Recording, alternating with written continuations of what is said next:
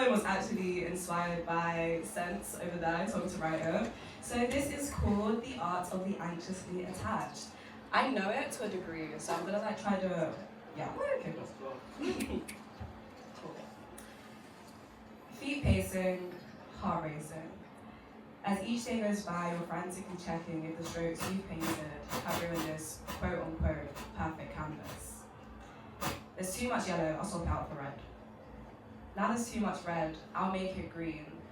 Afraid of being seen as this perfectly imperfect human being begins to fall in love with a canvas they painted without taking a peek at what they've covered up underneath. To anxiously attach is to engulf yourself in a state of delusion. You ignore the obvious signs of confusion because at your core, you want to feel saved.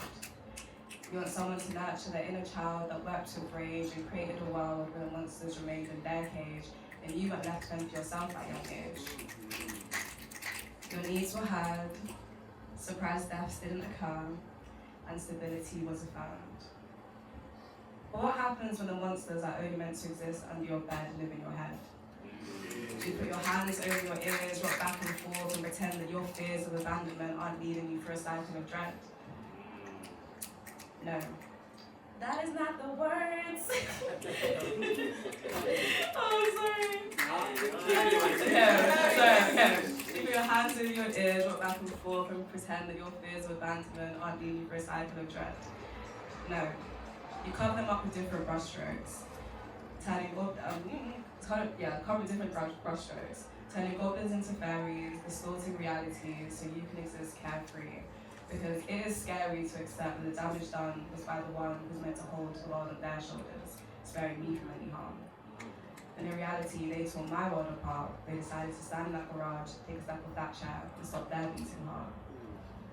Forcing me to paint a picture that silenced the noise, but also acknowledge that you were once just a boy, regardless of you stripping me of my joy. So I continue to paint.